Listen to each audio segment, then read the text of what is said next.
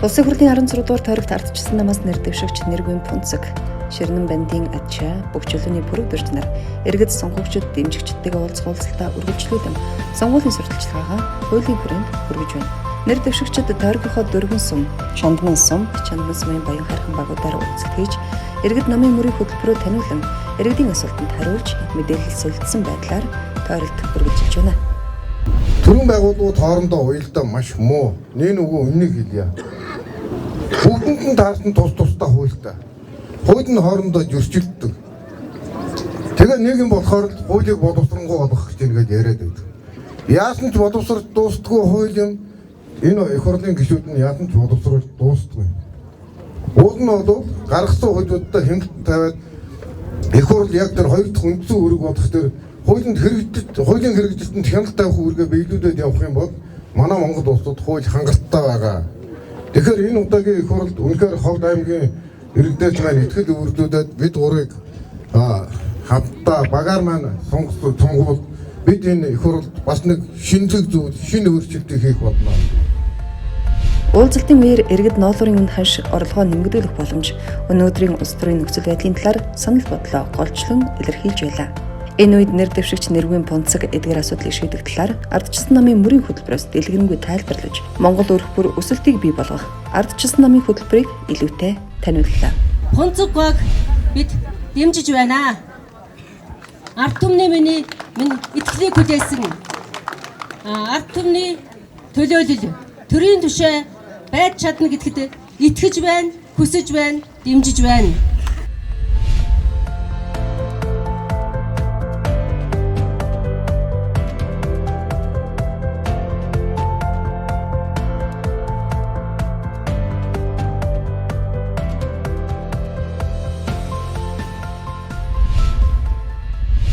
За шатхууны үнийн тухай тэгэхээр бид нар яг хэлгийн бүсд байгаа. Орчин холбооны улсад шатхуунаа татаад авчих боломжтой, хятадаас авчих боломжтой. Яагаад ийм аймгийн ард иргэдийн шатхууныхын хэрэглээний үн өндөр байгаа юм? Би гайхаад байна.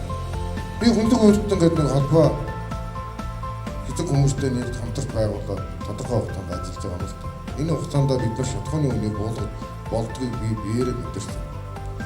Шатхуун импортлж байгаа компаниудтай уулзаад шатхууны үнэн дээр тодорхой хэмжээний хөнгөлтийг манай холбооны гишүүдэд үзүүлээч гэгээд уулзаад учрлаад явхад тэр хүмүүс ойлгож байна. Манай холбооны гишүүдэд шатхууныхаа үнийг 100 төгрөгийн хямдралтай өгч байгаа. Одоо 7 сарын 1-ээс хойш бид нар литр тутамд нь 400 төгрөгөөр буулгахаар тохирсон байгаа шүү дээ. Даанч харамсалтай нь энэ нөгөө сонгуулийн хугацаанд элдв янзын юм хийж болохгүй гэж хоригдсон учраас тэр үйл ажиллагаа маань тасалдсан байна.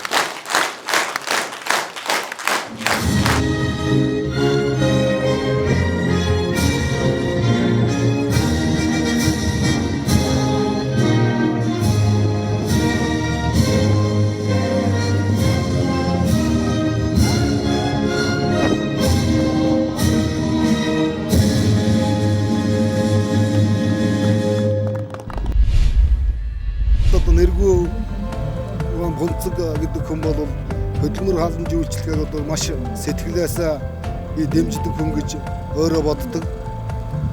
Яагаад гэвэл одоо андаа одоо хөдөлмөр хийж бүтээ гэсэн тийм зүрх сэтгэлтэй шилдэг залууч бол бас сэтгэл санааны болон эд материалын дэмжлэгийг үзүүлдэг.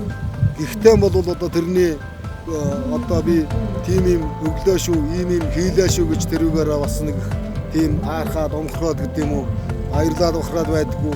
Тэгээд нэг сайхан эрх хүний ноён нуруу гэдэг юм уу гэдэг тэрүүгээ зарчмаар одоо тэгээд сайн тийм хүмүүнлэг үйлс хийж явахыг хүсдэг юм болов уу гэж би боддتي. Гэхдээ одоо нийт сонгогчтой, Чандман сумын нийт сонгогчтой би бол уриалах нь бол багаар нь гаргаж яж үр бүтээлийн аваа. Энэ хүн бол одоо нэгэнт улс төрийнхаа намд бол байр сууриа олсон хүн гэж бодож явна. Тэгээд багаар нь олж өгвөл дэмжиж гаргахыг нийт Чандман чуудаасаа хүсье.